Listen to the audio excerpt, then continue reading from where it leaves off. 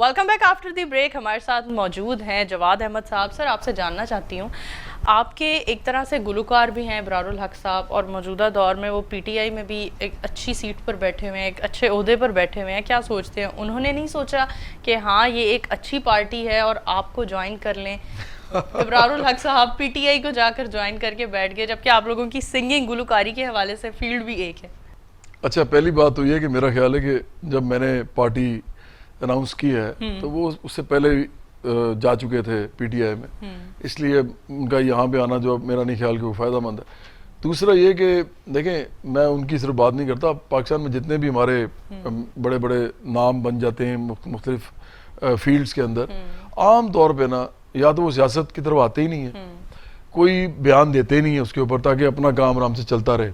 اور جو کہ میں سمجھتا ہوں کہ ٹھیک ہے ان کے لیے, وہ اپنی سمجھتے ہیں کہ ذمہ داری نہیں نبھانا چاہتے, ایک سیوک ذمہ داری تو نہ نبھائیں, ٹھیک ہے. مثال کے طور پہ ابھی پرائم منسٹر نے جو بات کی ہے, عمران خان نے نہایت عجیب بات کی ہے کہ جی وہ روبوٹ والا, اور پھر عورتیں لباس ایسی پہنتی ہیں تو اس کی وجہ سے ریپ ہوتے ہیں. مطلب یہ تو مان سکتے ہیں ہم کہ اس کی وجہ سے کوئی تھوڑی سی سیکشولیٹی بڑھ جاتی ہوگی, یہ کہنا کہ اس کی وجہ سے ریپ ہوتے ہیں, میں سمجھتا ہوں کہ یہ نہایت بیوقوفانہ بات ہے.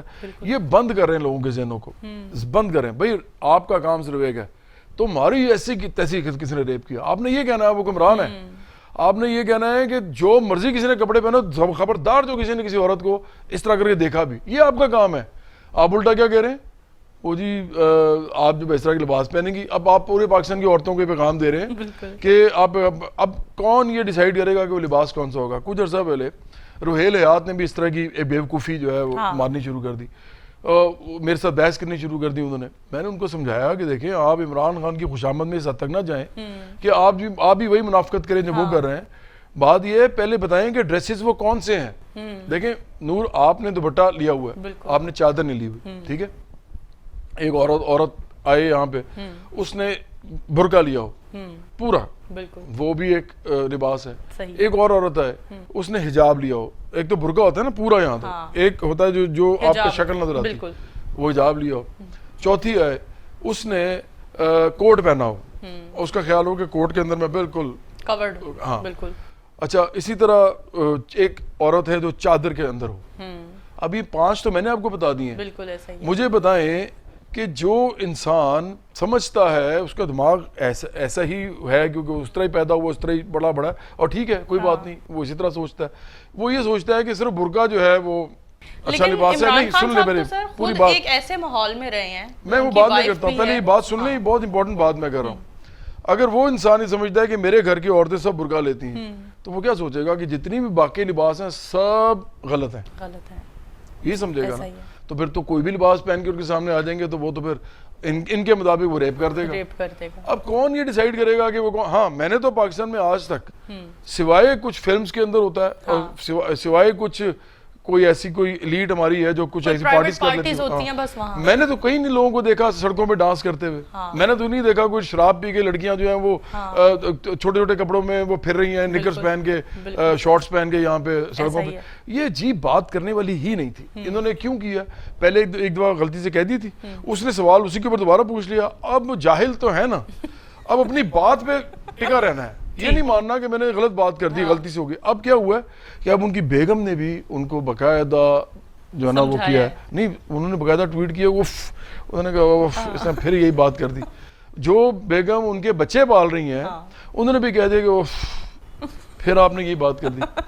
اب ان کا کیا کیا جائے. میں اسی لیے کہتا ہوں کہ ہماری جو فیلڈ ہے نا, اس کے اندر شوبز کے اندر بھی, سپورٹس کے اندر بھی, اور جگہ جگہ پہ لوگ یہ جو بھی ملک میں ہو رہا ہوتا ہے یہ اسے بولتے نہیں ہیں. تو یہ جو آپ نے مجھ سے بات کی تھی, میرا نہیں خیال کہ سیاست میں لوگ کسی بھی فیلڈ سے اگر بڑے لوگ ہو تو وہ آتے ہیں اس لیے کہ انہوں نے لوگوں کے لیے کچھ کرنا ہے. اگر یہ کرنا ہے تو پھر ہماری پارٹی حاضر ہے.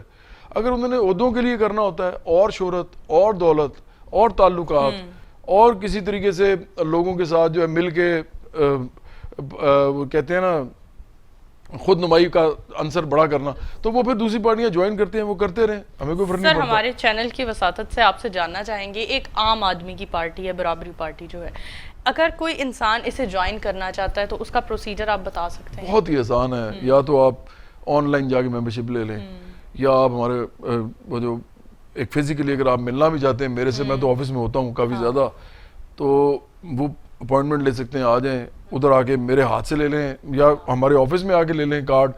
ویسے تو آن لائن سب سے اچھا ہے کیونکہ اب ظاہری بات ہے کوئٹہ سے تو کوئی اسپیشل نہیں آئے گا, ہاتھ آتے ہیں لوگ بہت پیار سے آتے ہیں اور آ کے بیٹھتے ہیں, چائے کا پیالی پیتے ہیں, چلے جاتے ہیں. تو ممبرشپ تو بہت آسان ہے ہماری. بروشرز بھی ہم دیتے ہیں جس کے اندر پیچھے ممبرشپ کا کارڈ لگا ہوتا ہے, وہ آپ اتارتے ہیں تو آپ وہ ممبر بن سکتے ہیں. لیکن ممبرشپ کے بعد میں جو ہم چاہتے ہیں نا لوگ کریں, وہ یہ کریں کہ ہم لوگوں کو ذمہ داری دینا چاہتے ہیں سیاسی, کہ وہ اپنے علاقوں میں کمیٹیز بنائیں اور کام شروع کریں سیاسی. کیونکہ اس ملک کی پرابلم یہ ہے کہ جب آپ پیسہ سیاست کرتے ہیں تو پیسہ چاہیے ہوتا ہے. پیسہ دو طریقے سے آتا ہے. ایک یہ ہوتا ہے کہ آپ کی پارٹی ایسی ہو کہ لوگ اپنے اپنے الیکشن میں اپنا ہی پیسہ لگائیں. اب آپ سوچو, ایک آدمی ہے فرض کرو اس کا نام ہے علیم دین. علیم دین نے کہا جی میں نے تو پی ٹی آئی جوائن کر لی ہے, اب میں نے ادھر سے ڈسکا سے میں نے الیکشن لڑنا ہے. وہ الیکشن لڑتا ہے اور سارے پیسے اپنے لگاتا ہے. اس کو کیا تکلیف ہے وہ اپنے پیسے لگا رہا ہے؟ میرا سوال یہ ہے, وہ اس لیے لگا رہا ہے تاکہ اس سے زیادہ جو ہے بعد میں کمائے. ایسا ہی سمپل سی بات ہے. وہ اتنا ہی اچھا ہوتا نا, اتنا ہی وہ خدمت خلق والا ہوتا ہے کہ میں تو اس لیے لگا رہا ہوں تاکہ لوگ جو ہیں وہ ان کو کچھ کرنے کے لیے میں اپنے پیسے لگا کے پارلیمنٹ میں جاؤں, وہاں جا کے ان کے لیے کچھ کروں. وہ اتنا ہوتا تو اس نے کوئی اور بڑے بڑے کام کیے ہوتے, وہ اسی کام میں آتا. اچھا دوسرا طریقہ کیا ہے؟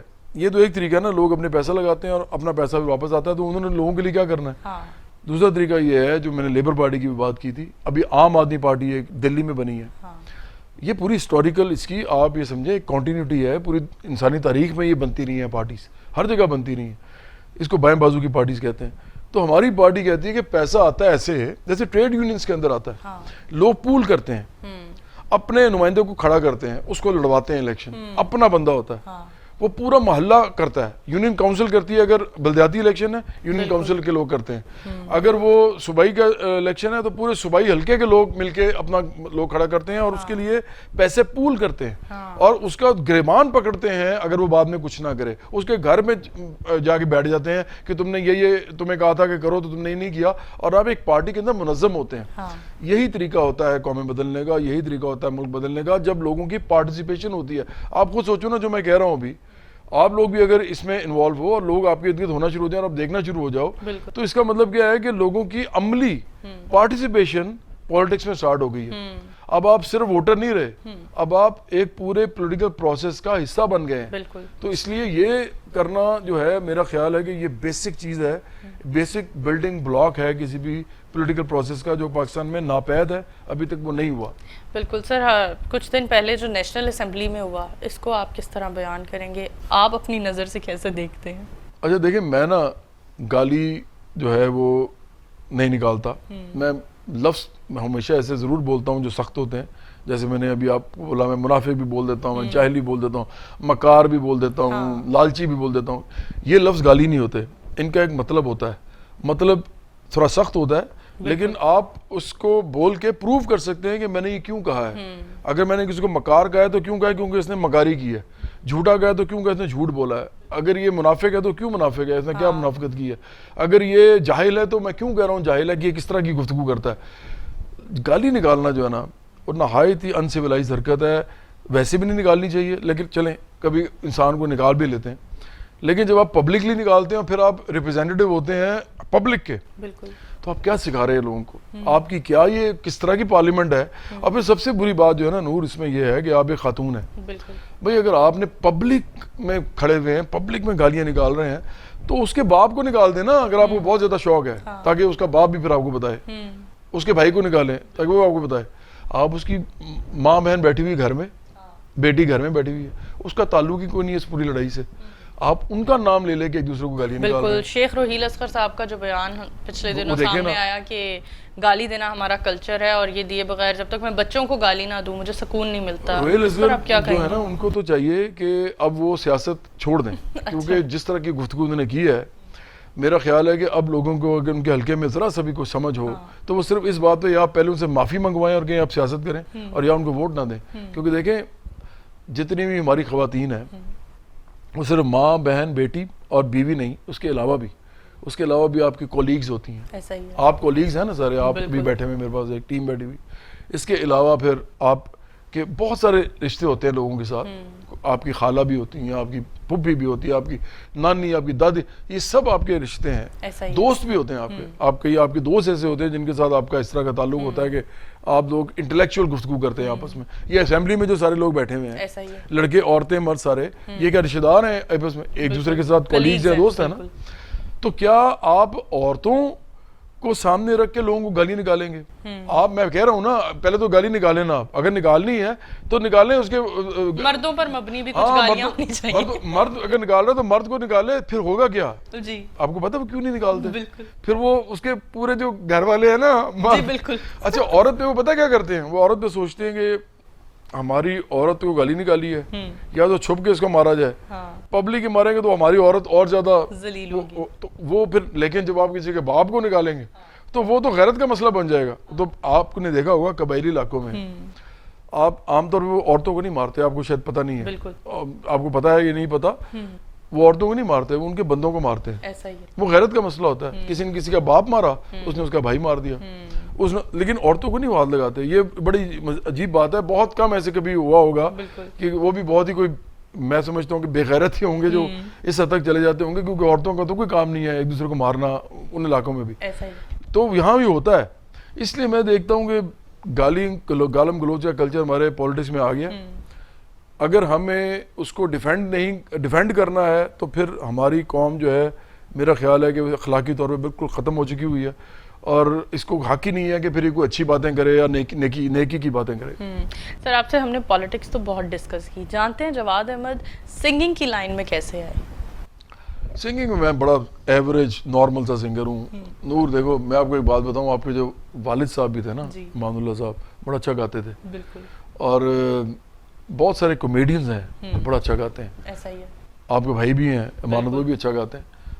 میں جو ہوں, میں نے ایک کام یہ کیا تھا کہ جب میں آیا تھا نا اس فیلڈ میں, تو میں نے چونکہ کرنی تھی پولیٹکس, اور یہ سب کو میرے پرانے دوستوں کو پتا ہے, میرے گھر والوں کو پتا ہے, میرے جو جوپٹرز بینڈ میں گاتا تھا ان کو بھی پتا تھا کہ اس میں پولیٹکس کرنی ہے آخر کا, کیونکہ میرے والدین پولیٹیکل سائنس پڑھاتے تھے. مجھے اس وقت شوق تھا یہ, میں یونیورسٹی کی پولیٹکس میں بھی تھوڑا بہت وہ رہا, فعال رہا, لیکن مجھے یہ کام کرنا تھا.